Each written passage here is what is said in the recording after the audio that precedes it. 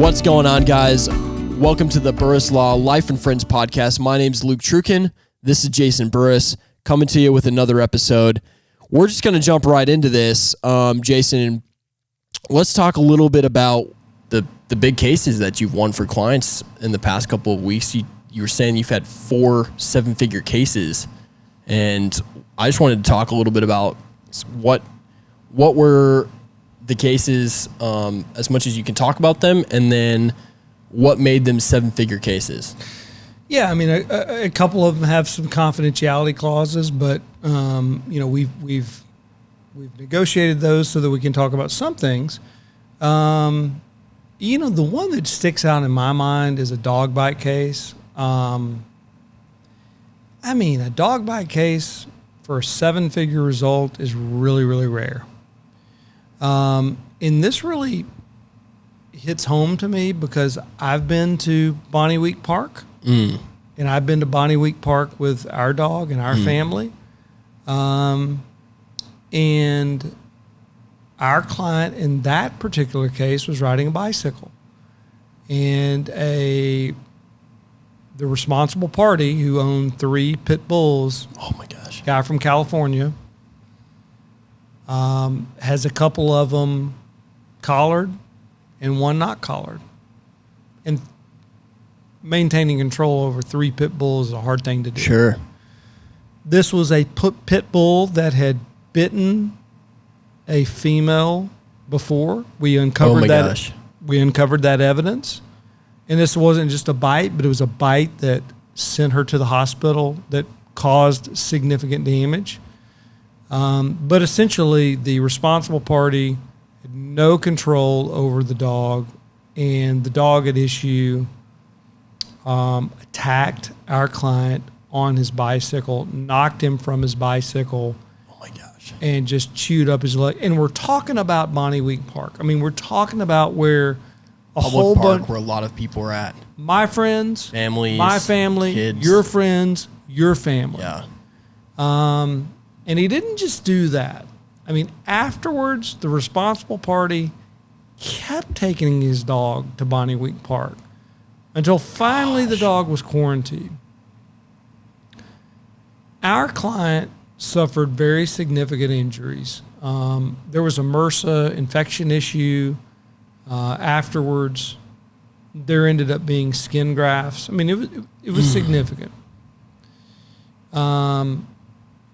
And we held their feet to the fire, and it was a 7-figure result. And I'm super proud of it. It's a gentleman in our community that works in McKinney, and one of the sweetest guys you would ever meet. And I have to tell you, I mean, I'm going to tell you, the defendant in the case was one of the most tone-deaf people I've ever met. I mean, the type of guy who cared more about his dog than Another human. the victim. Wow. The victims. So it was our honor, our law firm's honor, to represent that McKinney family and to hold their feet to the carpet. And again, they had insurance proceeds. Great. They were not financially ruined. By the way, 99.9% of the cases, you're talking about insurance proceeds not affecting someone's personal bank account. Yeah. But it was a big deal. And what I love about that case, 2 things. The offer before they called us was 0. The offer after we sent the demand was $250,000. And that case ended up 7 figures. Wow. And that's all about making sure that the defense knows that you will take them all the way, baby. Wow. You'll take them all the way to trial. The closer you get. This is COVID? End COVID? Yeah. Oh my gosh. So that's one. So let me ask you this then, and we'll move on to the next one. How long did it take from calling you till now to get that case sorted out? That's a great question. And I get this question a lot, which is, I'm a potential new client. Yep. How long is this going to take until we get a result? And I always tell them, it really depends on how long do you treat, because however long you treat, assuming that you're treating short of the statute of limitations, once you finish treating, we go grab the remainder of the records, and then we work on a comprehensive demand package. So it really depends there. But in this case, I'm going to have to ballpark it. From the injury to the result was 1 year and 3 months. Wow. That seems really quick compared to, all things considered, that's a lot of information to pull. That's a lot of back and forth through the courts and all that stuff. That's awesome. Yeah, that's actually the largest dog bite case I've had. We've had some great dog bite cases, but when you get a seven-figure Sure.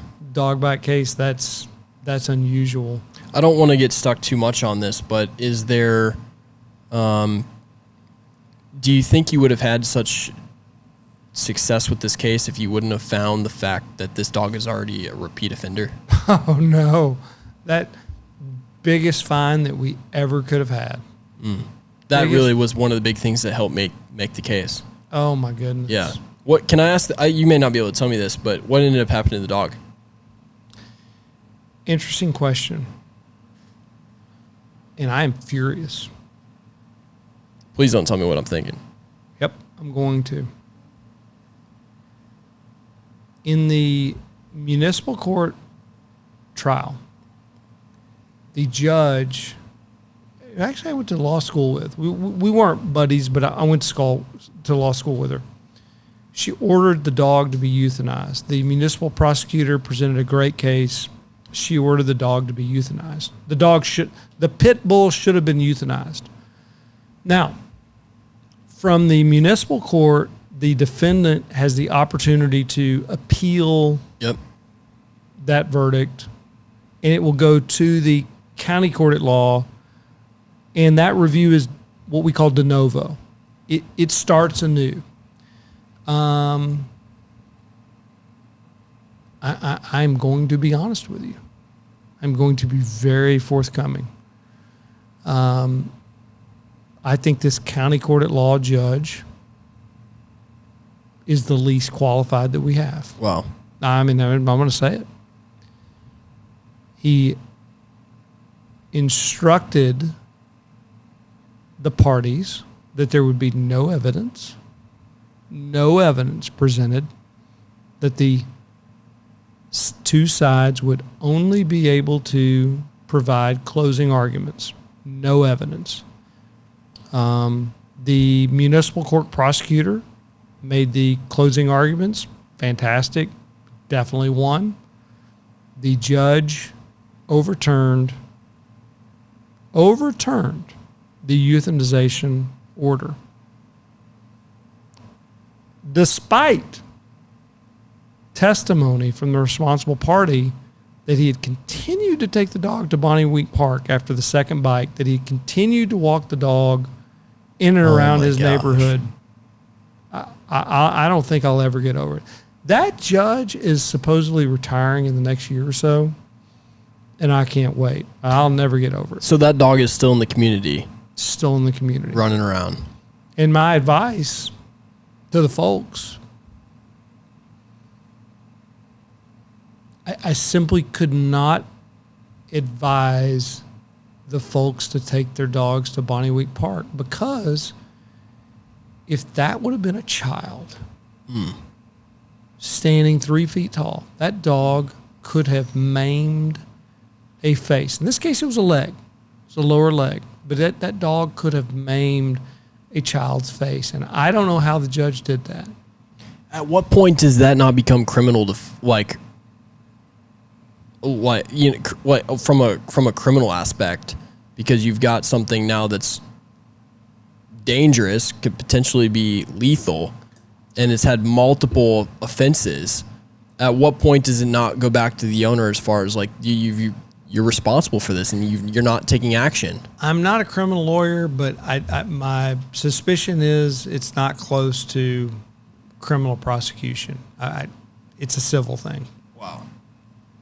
So that's that. I mean, I thought that was a super interesting case, and I thought, our involvement in that case after a zero offer, and then even when we got in, pre-suit, $250,000 offer, and then where we wound up.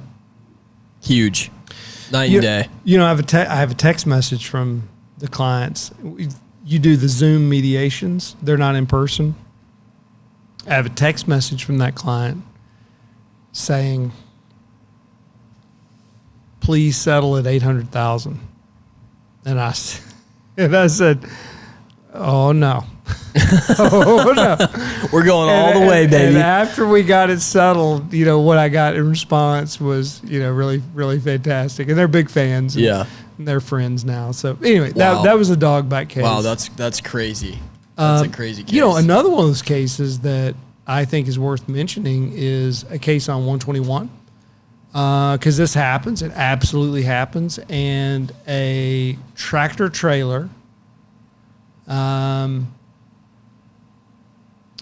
made a horrible driving move. He cut across 3 lanes of traffic, and the front of his tractor, which is basically the front of the truck, caught the rear right of our client's small vehicle, causing it to spin clockwise, and then move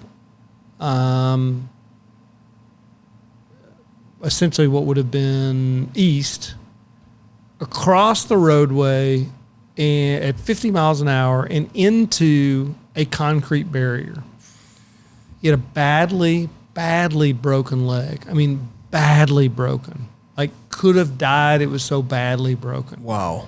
The 18-wheeler driver kept driving. He never stopped. And that is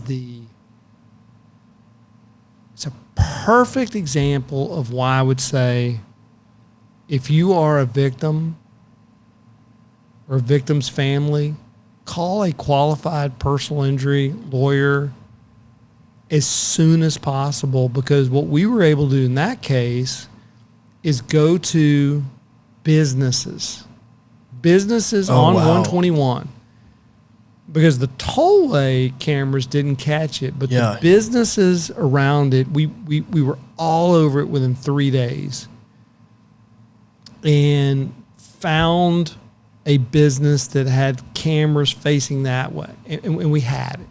We had that vehicle. We caught them.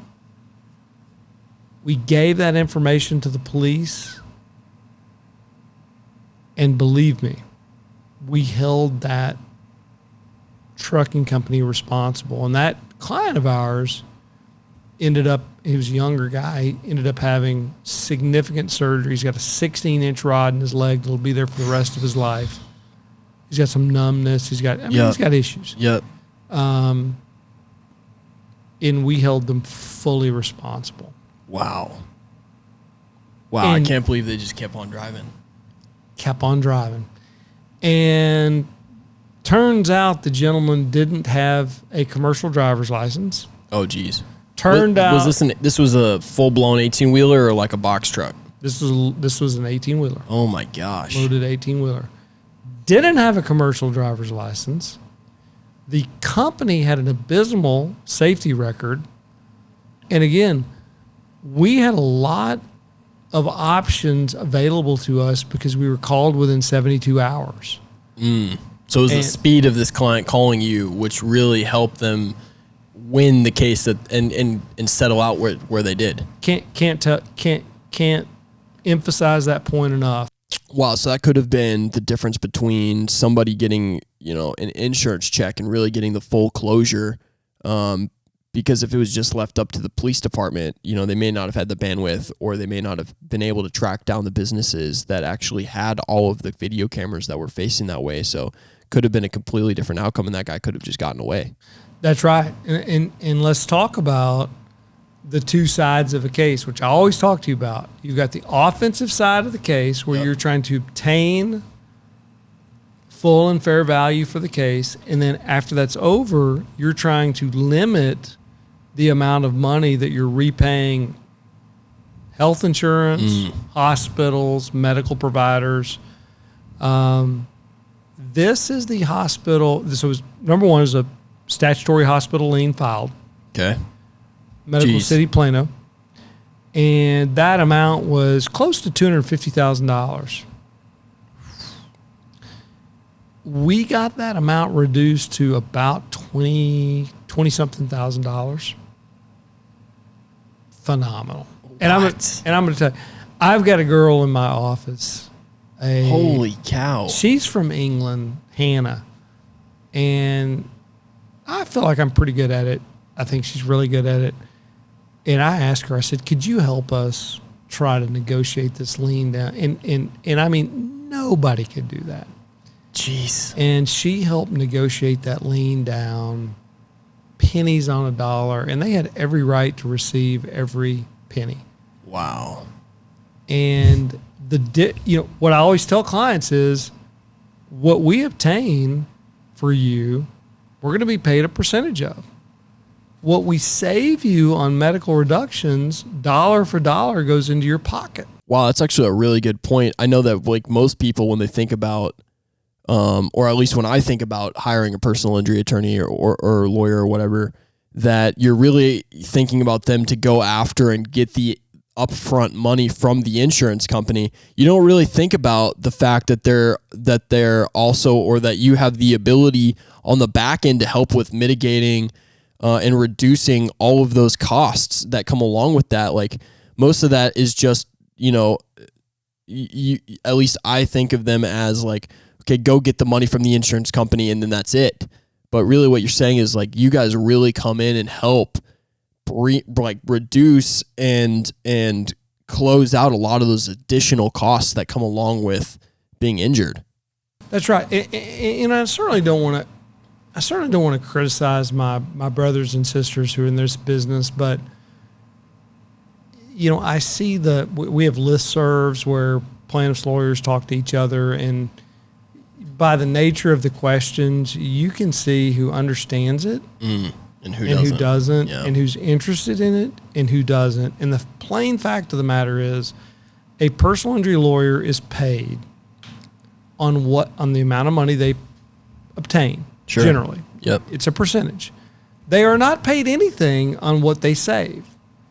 And there's so many personal injury lawyers who just send a paragraph letter to a medical provider and say, please entertain a reduction amount of 15%. And I mean, that's just not the way we do it. I mean, I take such pride in being able to tell my client at the conclusion of the case, here is the percentage of reduction overall, all your medical expenses that we have obtained. And usually, there's 8 or 10 recent settlements. I mean, but usually that number is 60, 70%. Wow. I mean, that's just, when they see that, they realize what type of effort that takes. And if the question should be, well, why do you do it if you're not going to be paid for what? Because your clients are enormously happy. There's a reason we have 167 5-star reviews. Yeah. I mean, that's, you go above and beyond. The backside of the case, reducing medical expenses, is one of the most important things you can do as a plaintiff's personal injury lawyer. Period. Wow. That's awesome. That's phenomenal. What's the next 7-figure big case that you guys have just settled? We've talked about 2 of them, I believe. What's the third one? Third one is a rear end crash, a loaded 18-wheeler to a passenger car. And this is one of those cases where, I mean, they fought liability, but I mean, that's pretty ridiculous. If I would have been the defense lawyer on it, I would have conceded liability. But the issues were over damages. And this is a traumatic brain injury case. And again, we handle more traumatic brain injury cases than anybody in Collin County, period. Wow. and our client had a traumatic brain injury. And even from the EMS records, it showed that she had confusion trying to answer basic questions. Wow. She had enormous issues speaking after the crash. She had trouble. And it's over damages. And essentially what the insurance company is trying to do, they hire these expert medical providers without ever even visiting with the victim and say, oh, no, she doesn't have a brain injury, when she does. In fact, she has such a brain injury that the experts, the treating physicians say she needs a level of care of at least 16 hours per day. Like, she needs a medical professional to come to her home for 16 hours a day and give her help. And so that was a case that a little bit of a fight over liability, ridiculous. But most of the fight was over damages and what they want to do. And what they wanted to do in that case is try to show that, she had a crash 10 years earlier and she hurt her back. From that. Wow. And we're extremely aggressive. I mean, I know we're the most aggressive firm, bar none, on protecting our clients' privacy.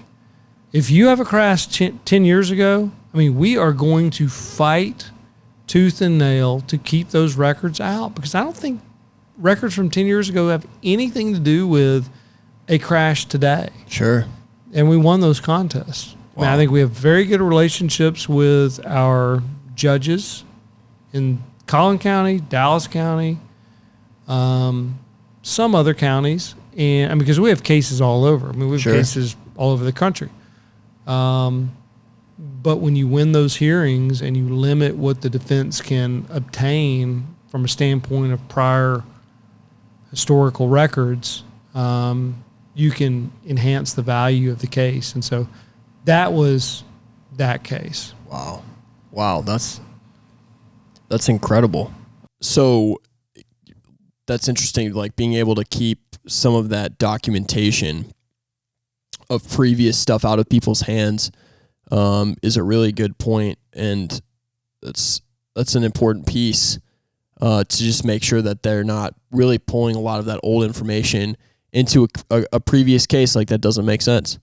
All I want is what's fair. Yeah. I mean, if a client has a back surgery because of a crash and a year earlier they had back surgery, fine.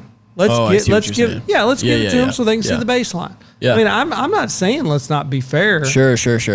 But if the client had no prior back problems and then now they have an accident and now they have back surgery, why are you going to? But in that case, and I'm this is very important to me. I mean, I get very passionate about this. 56-year-old woman, and the defense lawyers wanted her OB-GYN records. So 56-year-old woman, and they wanted her counseling records from 18 years ago when her mother was dying of cancer. They wanted her primary care physician records for 20 years. Jeez. Prior to that, they wanted her primary care physician records for 40 years. I'm going to stand up for that victim to the best of my ability and limit or simply stop those records from being produced, because just because you're a victim of a personal injury incident does not mean that you check your right to privacy at the door. Yeah. That's super important to me. Yeah. And as a guy who is now going through my own family, being the victim of a crash, give what's fair, but you're not entitled to a fishing expedition into this lady, into a victim's life. You're not entitled to that. The law doesn't. Texas Supreme Court law doesn't allow you to do that. There's a great case that talks about Supreme Court case that talks about Not only is the fence trying to conduct a fishing expedition, they are trying to dredge the lake to find something, that is not allowed, right? Yep. So it's Good important. point. It's really important. And when we take the field to represent a Collin County, a Dallas County, or any other resident who's been a victim, I mean, we are going to do our best to protect their privacy. Wow, that's awesome. Jason, what's the final big case that you guys have just finished and completed? Not an 18-wheeler, but a commercial case. Okay. A commercial case, and hit our client who's in a small passenger car, and again, leg issues, surgery, and the issue in this case is there's an excess policy that they didn't tell us about. And if that client, I mean, first of all, if that client didn't have qualified legal counsel, they would never, ever obtain the 7-figure policy. Sure. Or they certainly wouldn't ever learn about the excess policy. What is that? So a lot of your businesses have a primary policy, like our law firm. We have a primary policy, which is $1 million. And we have an excess policy that's multi-million dollars. And so your primary policy steps in first. And if it exceeds that, then your excess policy steps in. And this is one of those things where your excess policy, they weren't even involved in the case, and your primary policy adjuster never mentioned them. And so, but there are things that you can do in a case to put pressure on them and essentially force them to identify if there is another policy. And it's complicated. Technically, if you're pre-suit, they don't have to provide you an auto declarations page, but there are some things that you can do. And so in that case, what I'm most proud about is, I mean, number one, we got a life care plan because this person had, again, leg injury, a surgery, an implant, significant implant. Oh, wow. Corrective surgeries after that. And, we had a life care plan showing more likely than not, which is a standard in a personal injury case, what type of problems is this person going to experience for the rest of their life? Because they can't come back and recollect.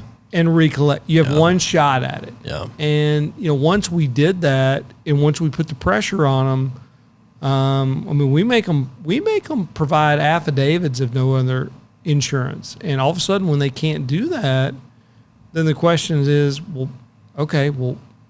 why? Because there's something else there. And then and then all of a sudden they notify us and then we engage with them and then we make them pay money too. And I'm super proud of that case. I mean, I'm super proud of that case because of all the clients in our office, this person is one of our favorites. Oh, wow. And so, yeah. Yeah. That's awesome. All right, guys, thank you so much for tuning into this week's podcast. Give us a like, give us a subscribe, and until next time, we really appreciate you.